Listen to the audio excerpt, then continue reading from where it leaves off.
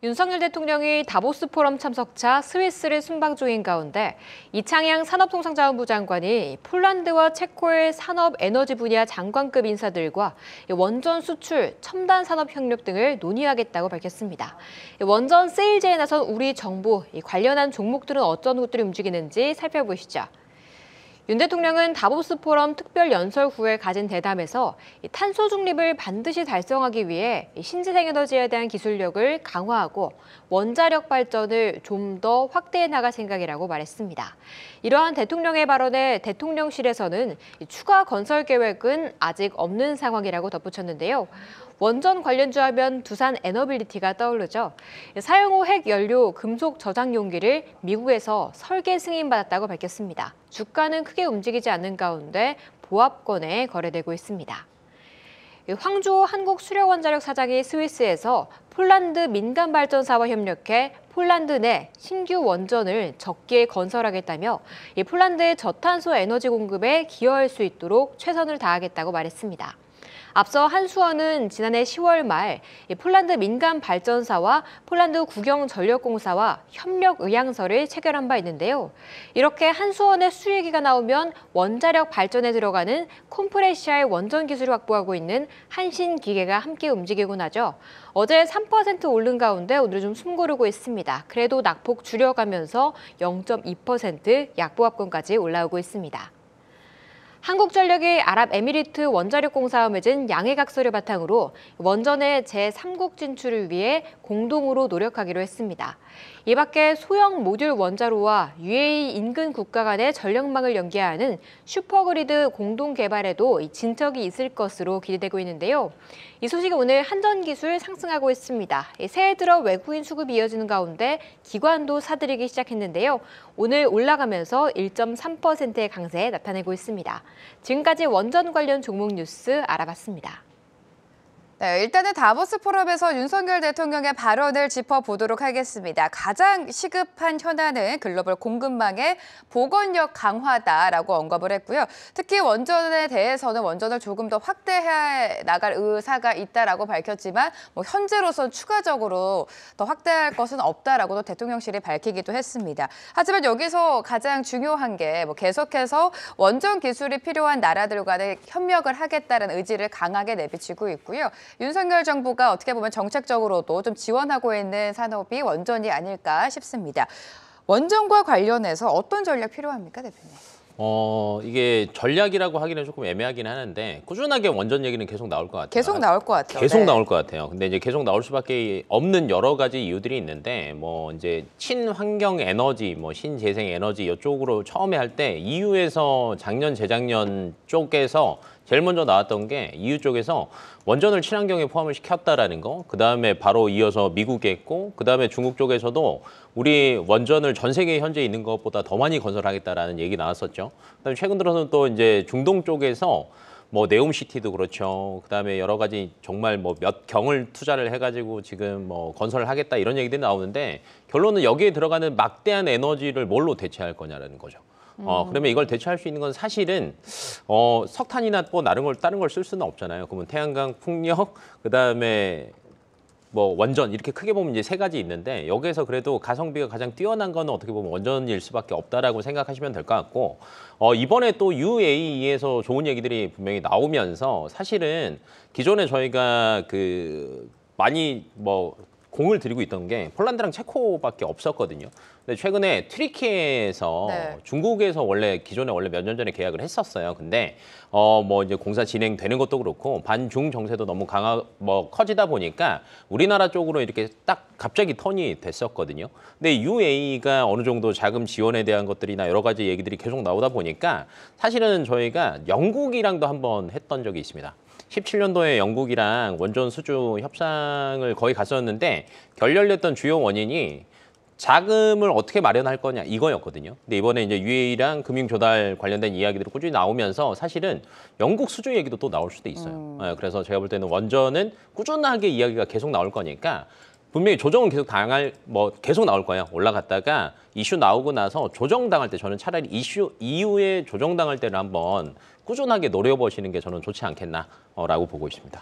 맞습니다. 지금 뭐 계속해서 원전에 관한 뉴스는 언급이 되고 있는 것 같습니다. 폴란드를 시작으로 체코 그리고 튀르키예까지 해외 시장에서 원전 세일즈에 지금 본격적으로 나서고 있는데 자, 원전주와 관련해서 이미 홀딩하신 분은 계속해서 가지고 가시겠지만 관심을 갖고 계신 투자자분들은 어떤 전략으로 지금 대응을 하면 됩니까, 대표님?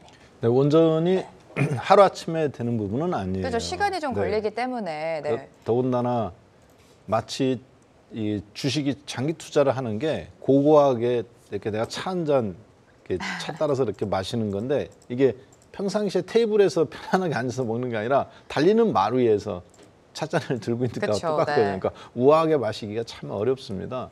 근데 요즘같이 급등급락장이 이렇게 거시경제 지표가 시시각각 변하는 타이밍에 내가 장기 투자를 한다. 웬만한 강단이 없으면 참 어려운 부분이거든요. 맞아요, 네. 그래서 원전이 여러분들이 뉴스를 보고 사면은 상투고 팔면 바닥이는 경우가 많을 거예요. 그래서 그런 경우에는 비중을 좀 줄이십시오. 1,000만 원어치 했던 분들은 300만 원에서 500만 원. 그래도 그냥 이 정도는 내가 그냥 묻어놓을 수 있다. 그러면 꽤 괜찮을 걸로 보여지는데 어제 또 좋은 얘기가 나왔어요. 원전에 대해서. 네. 다보스 포럼에서 EU 집행위원분들이 정확하게는 이제 유럽형 IRA 법안이죠. 그래서 넷 제로 인더스트리 액트법이라고 해서 탄소 중립 기업법. 그래서 기업들이 탄소를 중립할 수 있도록 신재생 에너지에 네. 대해서 이제 이게 그 전에 유럽은 알리백이라고 해갖고 알리백 유럽이라고 해가지고 2030년도까지 신재생 에너지 비중을 끌어올리는 걸 이미 약속은 했었습니다. 그런데 차이점이 뭐냐면 그거는 각 나라 각자 알아서 하는 거였어요. 그러니까 안 하죠. 왜냐하면 그냥 일반적으로 하면은 10,000원이면 생산할 전기를 12,000원, 15,000원을 드려야 되니까. 그런데 이제 이렇게 되면은 신재생 에너지에 대해서 유럽 연합이 공동으로 보조금을 줄 수 있거든요. 그러면 전기나 신재생 에너지를 빨리 쓸수록 기업들은 기존의 전기, 석탄이나 화력 같은 거 러시아에 의존했던 에너지 비중을 줄이게 되는데 문제는 뭐냐면 태양광과 풍력을 아무리 하더라도 이게 바람이 안 불거나 태양이 안 좋은 중유럽, 폴란드, 체코, 헝가리 네. 이쪽은 태양광이 하기가 안 좋습니다. 풍력도 맞지가 않고 그러면 원자력을 할 수밖에 없어요. 그래서 결국에는 말은 안 했지만 유럽도 IRA 법안 내에 전력 인프라 구조로 봤을 때는 원자력을 할 수밖에 없는 이게 가장 큰 저는 호재라고 보고요. 그다음에 우리나라는 또 윤석열 대통령께서 하실 강력하게 드라이브를 거는데 이게 상당히 안정적인 정책입니다. 네. 왜 그러냐면 한국은 지금 한국전력 부채 규모가 146조예요. 부채 규모만. 그런데 이번 연도에 지금 벌써 부채가 한 25조 정도 늘어날 것 같습니다. 네. 그러면 그 부채 늘어나는 거를 고려해 본다면 다른 전기값을 대량으로 올리든지 정책적으로 원자력을 포기할 수 없는 나라예요, 우리나라가. 그러면 당연히 원자력은 사실 기업들의 여론을 등에 업고 가는 구조죠. 그래서 원자력 관련주는 평지풍파 속의 2023년도 주가 급등락 속에서 가장 어떻게 보면 태풍의 핵 속에서 안전하게 할 수 있는 그런 네. 종목군으로 볼 수 있겠습니다. 자, 원전과 관련해서는 지금 아무래도 시간이 좀 걸리기 때문에 당장 급하게 단기 투자보다는 긴 호흡으로 가져가지만 비중을 조금 줄여서 가지고 가는 것도 하나의 방법이다라는 대표님의 말씀까지 들어봤습니다. 자, 원전과 관련해서 그래도 그 속에서 옥석을 가려봐야겠죠? 종목 공개해 보도록 하겠습니다. 길 대표님의 종목은요, 두산 에너빌리티 가지고 오셨습니다. SMR 파운드리 시장을 또 이야기해야 될 것 같은데 오늘 원전과 관련해서 두산 에너빌리티를 고르신 이유를 들어볼게요. 대장주고요. 네, 그렇죠. 네, 저 앞에서도 이제 대표님 얘기하셨던 것처럼 사실 장기적인 접근이 조금 어렵기는 하는데 앞으로 꾸준하게 원전의 이슈가 될 수밖에 없는 상태에서 꾸준하게 담아둘 수 있는 게 뭐가 있을까를 봤을 때는 저는 두산 에너빌리티가 맞을 것 같아요. 이제 기존 원전에 대해서는 당연히 이제 점유율 자체나 여러 가지 실적들이 굉장히 많이 있기 때문에 나머지 내용은 대부분 아실 테니까 그 외적으로도 하고 있는 게 굉장히 많거든요. 근데 최근에 좀 이야기가 나온 것 중에 하나가 사용 후, 그러니까 핵 같은 경우에는, 원전 같은 경우에는 그 사용 이후의 문제들도 굉장히 중요해요. 네. 근데 그 이후의 문제들에 대해서 두산 에너빌리티가 어느 정도 이제 또 하나를 만든 것 중에 하나가 사용 후 핵연료 저장 용기를 미국에서 설계 승인을 받았어요. 네, 원래 이제 기존에는 대부분 콘크리트 안에다가 넣어놓고 이것도 시간이 어느 정도 지나면 또 다시 딴 데 옮기고 이런 것들을 반복을 했는데 금속 저장 용기를 이제 개발을 했는데 이게 훨씬 더 기존에 대비해서도 훨씬 더 안전하다라고 합니다. 그러니까 원전을 하는 데 있어서 항상 반대에 부딪히는 가장 큰 게 뭐냐면 안전성이거든요. 그런 안전성적인 측면에서도 두산 에너빌리티가 어느 정도 조금 방향성을 맞춰가고 있다라는 거에 저는 조금 플러스 점수를 주는 게 맞을 것 같고, 그다음에 최근 들어서 SMR 쪽에 대한 지분을 기존에는 이제 뉴 스케일 파워라고 이제 대부분 알고 계실 텐데 이번에는 또 X 에너지라고 해서 여기에 또 지분 투자를 했거든요. 네네. 그러니까 SMR에 대해서도 꾸준하게 계속 투자를 하는 게 또 여기서도 또 안전입니다.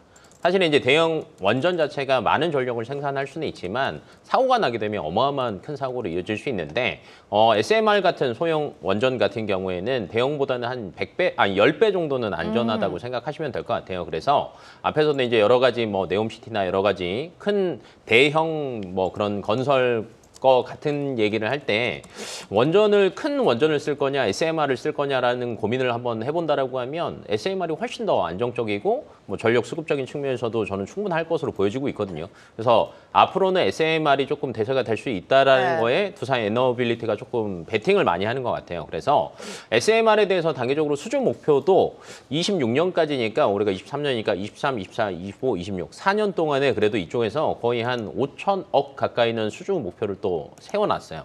그리고 향후 10년까지 본다라고 하면 1조 7천억 정도까지는 잡았거든요. 그만큼 이쪽에 대한 성장성이 저는 굉장히 뛰어나지 않을까라고 보고 있어서 두산 에너빌리티 같은 경우에는 한 번에 뭐 지금 이거 괜찮은 거야? 원전 얘기 나올 때마다 사는 게 아니라 원전 얘기 안 나올 때 저는 사시는 게 없다라고 봅니다. 뉴스가 나오지 않을 때. 네, 그때는 충분히 조정이 대부분 됐을 거거든요. 그때 조금씩 담아두시면 저는 좋을 것 같습니다. SMR 탈탄소 에너지원으로 주목을 받고 있습니다. 소형 모듈 원자, 두산 에너빌리티가 이것에 대한 사업을 계속해서 확장해 나가고 있고요. SMR 시장 앞으로 점차적으로 더 커질 것이다라는 전망 속에 글로벌 수주에 대한 기대감까지 커지고 있습니다. 두산 에너빌리티 투자 포인트 들어봤고요. 박 대표님 종목도 만나보도록 하겠습니다. 자, 원전과 관련해서는요. 오늘 가지고 오신 종목 한전기술입니다. 또 들어봐야 될 것 같은데 역시나 해외 수주에 대한 기대감은 여러 기업들이 또 있는 것 같기는 해요. 한전기술 들어볼게요. 네, 일단 네. 우리나라가 이제 얼마 전에 이집트에서 수주했다 이런 얘기가 나왔죠. 네. 그런데 그거는 한전이나 한전 KPS하고는 사실 아무 상관이 없어요. 반면에 두산 에너빌리티하고는 굉장히 또 밀접합니다. 왜냐하면 이게 분류가 되어 있어요. 그래서 원전은 이제 설계는 웨스팅하우스 미국, 그다음에 우리나라는 이제 콘크리트 타공하고 설계사가 있으면 그 설계 도면을 보고 건설사에서 이제 뭐 콘크리트를 타공한다든가 이런 건 한국 현대건설, 삼성물산, 그리고 그 안에 들어가는 터빈이라든가 원자력의 핵심 원자로라든가 이런 거는 히타치, 그리고 이런 회사들이 미쓰비시 굉장히 이렇게 미국하고 손잡고 있습니다. 잘 되어 있고 네. 국내는 이제 거기에 들어가는 이제 그러면 열도 시켜야 되고 주변 부속 건물들이 필요하거든요. 한국이 이걸 잘합니다. 가격 경쟁력이 있어요. 근데 이거를 우리나라가 최초로 단독으로 해외에서 나가서 한 게 바로 아랍에미레이트의 그 원자력 발전소거든요. 그러면 관리까지 한국이 하는 거거든요. 네. 그러니까 아파트를 잘 짓는 푸르지오나 아니면 중흥건설이 아파트 관리를 잘하는 건 아니에요. 그 안에 헬스장이나 이런 거나 여러 가지를. 근데 한전 KPS는 관리 중심입니다. 포스코 ICT처럼 이제 네. 그 에너지 효율성이라든가 제가 전체적인 그 전산 관리, 전산을 통해서 그 전력의 망이라든가 그래서 한국이 풀로 수주를 해야 돼요. 근데 이집트 같은 경우는 이제 러시아가 수주를 했죠. 그러니까 두산 에너빌리티는 거기에 부속 물건이 들어가는데 한전 KPS, 한전기술 이런 데는 할 일이 없는 거거든요. 근데 이번에 체코라든가 앞으로 이제 폴란드 그리고 아까도 얘기했지만 트르키에 이제 그 터키 그쵸, 네. 이런 데는 지금 인플레이션에 돈 다 쏟아붓느라고 사실 예산이 없습니다. 그리고 원전은 안보 문제이기 때문에 이게 러시아 거를 그전에는 썼어요. 그런데 지금은 러시아 걸 쓸 수가 없어요, 이제. 그러면 프랑스 거나 미국 걸 써야 되는데 프랑스 거는 우리나라 거보다 한 많게는 4배 정도 유지 비용이 더 많이 나옵니다. 그러니까 체코, 폴란드 이런 데 못 써요. 그래서 가장 국내에서 그렇다고 시설만 맡길 수 없고, 그래서 중동 지역은 또 미국하고 사이도 안 좋고, 우리나라가 지금 사우디 것도 풀로 받을 수 있고요. 그리고 폴란드, 체코는 거의 기정사실화되는 분위기고, 그리고 이제 터키 같은 경우도 돈이 부족하다 보니까 유지보수까지 한국한테 맡길 가능성이 있습니다. 그러면 한전기술, 한전 KPS까지도 수혜를 입는 거거든요. 그래서 그런 측면에서 봤을 때 한전기술이 약간 이제 가장 좋은 거는 아닌데 한전기술, 한전 KPS 이런 계열들이 한 건만 받아도 네. 괜찮기 때문에 지금 한전기술 같은 경우 또 이제 차트 한 번만 잠깐 볼까요? 좋습니다. 네. 이것만 차트만 보고 마무리 짓겠습니다. 한전기술 같은 경우 계속 그동안 가격도 이렇게 이제 최근 1년간 하락했죠. 11만 6천 원에서부터 6만 원까지 거의 이제 반토막 나다시피 한 상태에서 요즘 거래량이 또 많이 올라왔어요. 그리고 개인 투자자들보다는 주로 이제 국내 기관들이 최근에 이렇게 좀 샀습니다. 이런 부분들이 주가에 좀 긍정적으로 그렇게 바닥권 매력이 있다고 봐야 되겠습니다. 자, 차트를 통해서도 또 분석을 도와주셨습니다. 원전과 관련해서 한전기술에 대한 투자 포인트까지 들어봤고요.